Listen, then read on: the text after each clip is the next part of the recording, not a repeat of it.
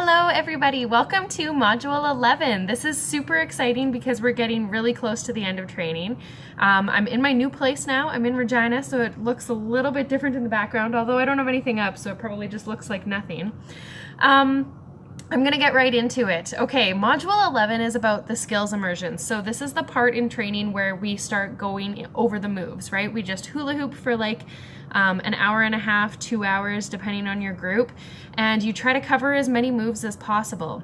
So there's two things that I want you to practice, that I want to see from you this week in order to ensure that you're really ready to do the skills immersion part.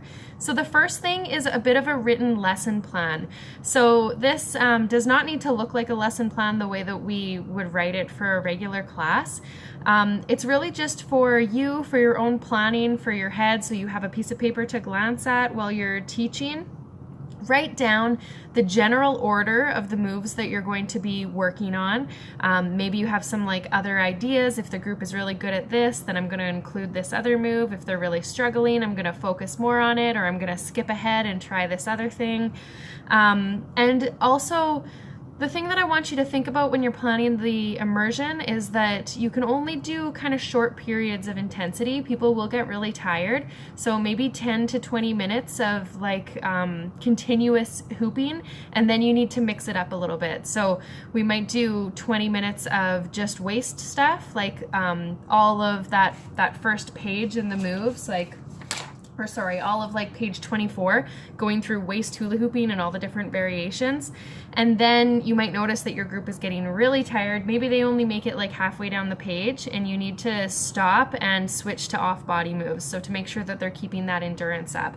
So it's probably not going to work to just follow the moves as they're listed in the workbook and go page by page. You'll want to structure it so that it kind of keeps up with people's energy levels. Now, you still might want to refer to your workbook while you're doing the immersion, just to make sure that you've covered all the bases and to help your students kind of keep track of where you are, because they often like to take notes while you're doing it.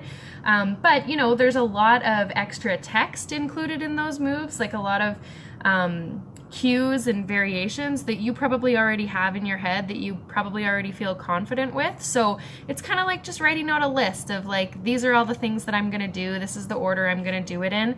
And then you can send it off to me and I'll take a look over it, but it's really mostly for you, which is what a lot of this training is. Now, the second thing that I would like you to share with me, and preferably share with the group, is a video of you teaching the essential moves for level 1 and level 2. And now I've thought about this, and if you want to have a student in that video too, if you want to demo actually practicing on someone else, that's cool. I think that that's really helpful. It's a really good thing to practice. But if that's a difficult thing to achieve, or maybe it actually doesn't seem like it would be easier for you or helpful for you, then that's okay too. So that's totally your preference if you want to have a student in the group, or if you just want to share a video with me where you're going over like all of the main cues, all of the different kind of resources that you can pull out to teach people a specific move. So I have already covered this a little bit, but I'm just going to say it again. The essential moves for level 1 hoop play instructor training is to teach everyone, of course, how to learn to hoop. This is a kind of an obvious one, but it's good to really know that learn to hoop stuff in detail, and you can probably go through this super quickly in your video because you've already done it, but go over those like key kind of cues and activities again. And then the lifts and the drop are really essential. So lifting it from the waist to up over the head. It's good to have a lot of different variations for that, a lot of different cues and ideas to get people into those moves, because you want them to go away from level 1 training with the ability to do a lift and a drop really comfortably. And then the other thing that I want you to focus on in level 1 is how to modify the moves. So I maybe said that in the wrong order. It might make more sense to do learn to hoop and then modifying the basic moves. Basically, I want in level 1 training for you to be able to teach to a group of fitness instructors or a group of hoopers. So that means that it doesn't have to be all focused on hula hoop dance and trick style moves, but one of the key pieces here is that instructors will go away from training with the ability to modify basic waist hooping into a more challenging exercise for the really fit students, or an easier exercise for the students that are really out of shape maybe and are using hula hooping to kind of get back into physical activity. So if you look at page 24 in the moves, that's really what I'm talking about. Having it in your head that, yeah, this, if I, widen my stance, that's going to make the movement easier. If I narrow my stance, that will make it harder. If I try standing up on one leg, that's going to make it harder. If I switch up hoops, that will make it harder. See how many different activities you can come up with. So that's for level 1, learn to hoop, modifying basic waist hula hooping, and then the lifts and the drops. Level 2, hoop play instructor training. I want you to be really confident teaching hip hooping, so dropping the hoop down low onto the hips. Have, a few different cues and activities, kind of progressions to get people into that. How do you teach people how to hip hoop? And then chest and or shoulder hooping. We've kind of talked about this before, but some people are more confident with shoulder hooping, some are more confident with chest hooping. It's really okay, whichever one you want to focus on, or if you're comfortable doing both, show me both. And then the final one is legs and or knees. So maybe you're comfortable only teaching people how to hoop like right on their knees, right above the kind of kneecaps, or maybe you're comfortable with getting people to hoop right up on their thighs. So talking about this level 2 stuff, what I really want you to go over and think about are all of the little tricks and ways that, not tricks, that's not the right word, all of the little variations and progressions and different ways of introducing the movement. So for example, chest hooping, we can get people to sit down on the floor, right, and move their chest side to side and practice forward and backward, or we can get people to go up against a wall and practice pulling their chest away from the wall and then caving it back towards the wall.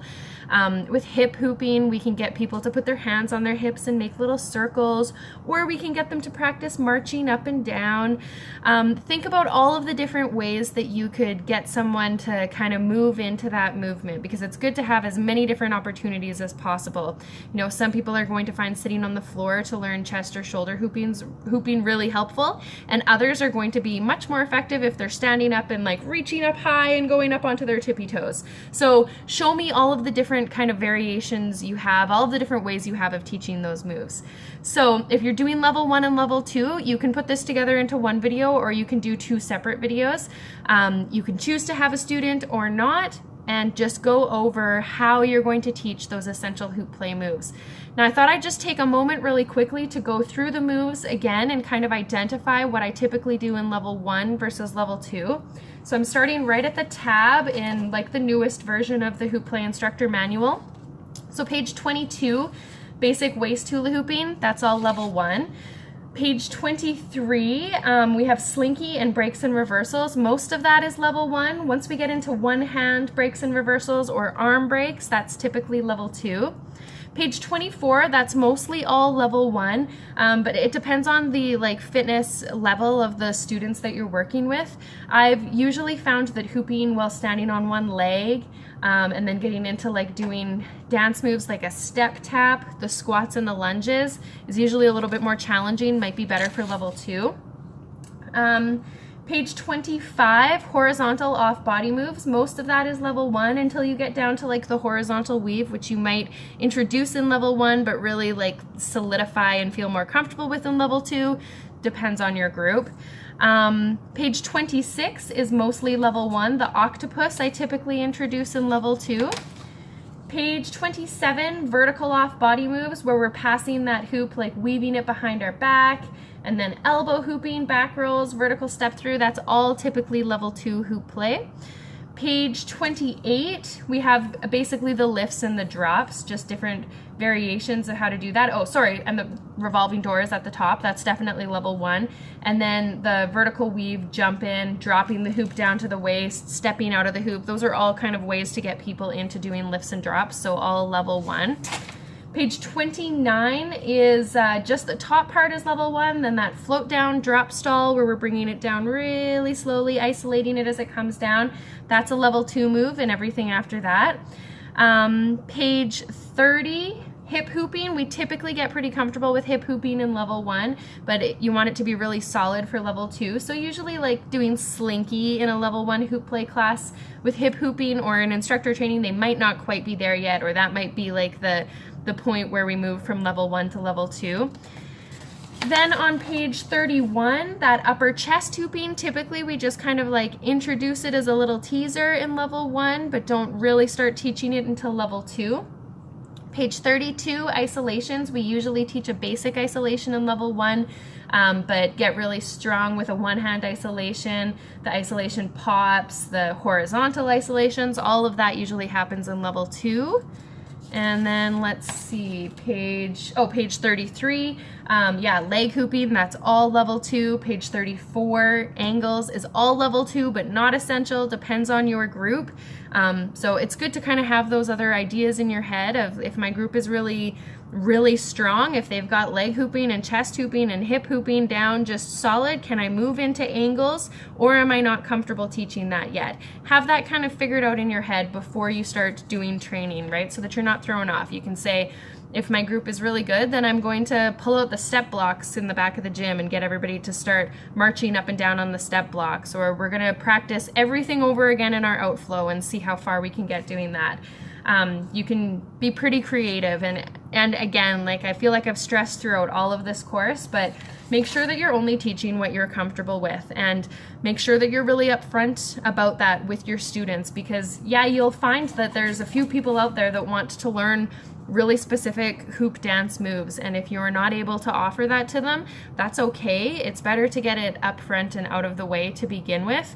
That didn't happen a whole lot. I found that most of the people that I worked with, they really liked coming to instructor training to get the whole like structure behind how to create a course, to get that certification, to understand how to structure it, kind of the, which moves to start with and finish with, and how to break things up and balance out your class.